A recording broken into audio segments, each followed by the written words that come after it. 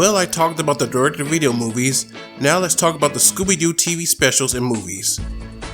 During Scooby Doo's successful run of Saturday mornings, naturally, it was decided that the meddling mutt would have a go in primetime on network TV and syndication.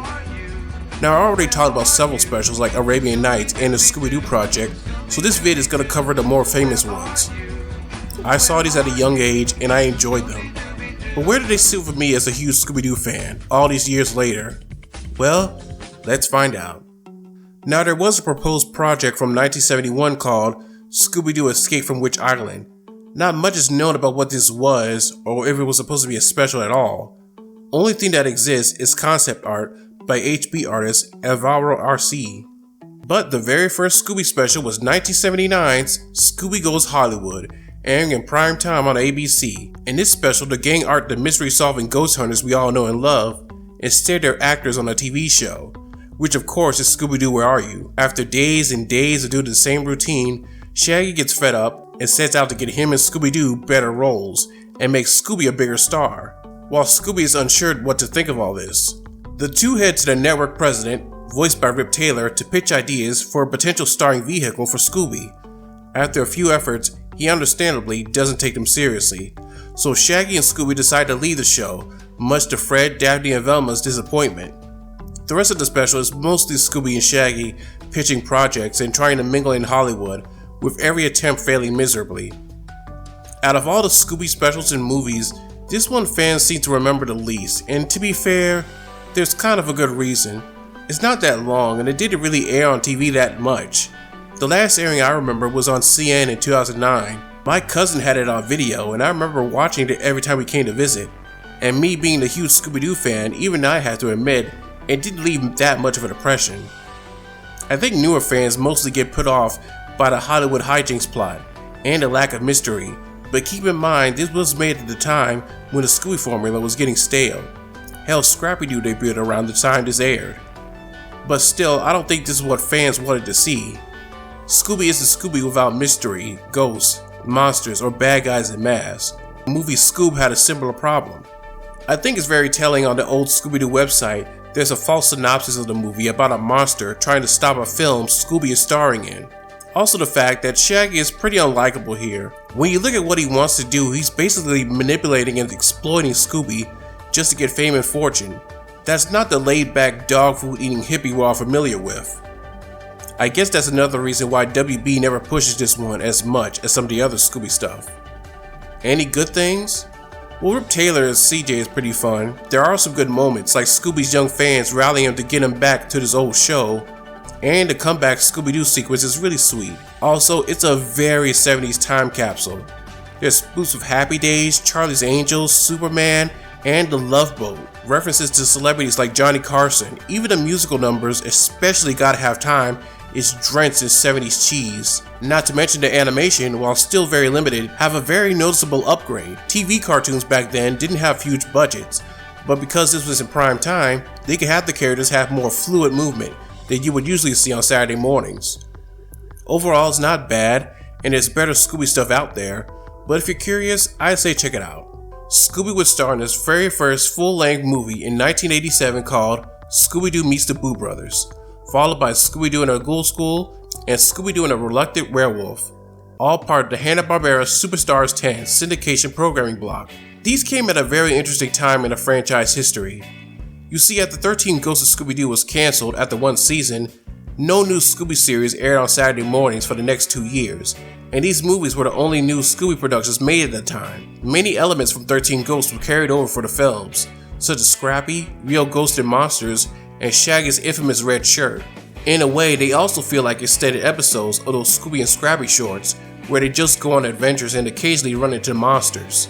I grew up with all three of these movies, seeing how they aired on Cartoon Network's Cartoon Theater in the late 90s and early 2000s, and I had them on VHS as well, under the false moniker as an all-new movie. We opened with a very entertaining but also pretty pointless song number by an uncredited June Foray, as we see Shaggy and the dogs being chased out their home, and we first hear the infamous Boo Brothers. Boo Brothers!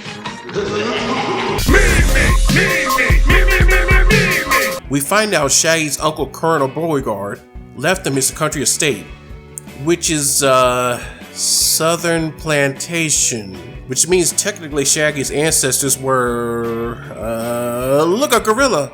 Yep, on their way they run into a gorilla who escaped from the zoo, and at the mansion they meet a sketchy sheriff and Shaggy's uncle's former butler, who wants the inheritance to himself. When their jeep is synced in quicksand, they notice some strange goings on in the mansion. On top of that, it turns out Shaggy's uncle hid a king's ransom worth of treasure on the property. So Shaggy and the dogs must find the treasure with the help of clues left by the colonel, and 3 ghostly siblings, the Boo brothers, Frigo, Shrigo, and Miko, an obvious nod to the Three Stooges. So one of the more common criticisms of the Hanna-Barbera Superstars 10 is that they're a little too long, so there's a lot of filler and padding for the runtime. And the Scooby movies are no exception, especially Boo Brothers. There's just too much going on. I didn't even mention the fact that the guys also have to deal with a rival family of the Beauregards, the gun-toting Billy Bob and his sister Sadie Mae, who has a crush on Shaggy. Give me your ass, nigga. The Boo Brothers themselves are a little annoying, but they do become useful once in a while. Scrappy's pretty likable here. He does a lot of the thinking and finding almost all the clues. I remember the dark and spooky atmosphere, and out of all the TV specials and movies, this one does have the feel of classic Scooby, with a mystery to be solved and an unmasking at the end. This is the weakest of the Superstars 10 movies. It's a little long and cluttered with too many characters and subplots, but there's still some stuff worth checking out. Next was 1988's Scooby-Doo in a Ghoul School, where Shaggy, Scooby, and Scrappy become gym teachers at a school for ghouls, which they initially confused for girls. Side note, it's a nice touch to give Shaggy a more athletic occupation. I feel like modern Scooby media forgets he's a gymnast. The school is headed by Miss Grimwood, and they meet the students, Sabella, Winnie, Elsa, Phantasma, and Tanis. Unable to get out their contract, our heroes become coaches for the girls to get them ready for a volleyball tournament with a rival school. But an evil witch kidnaps the girls and brainwashes them to make them part of her crew.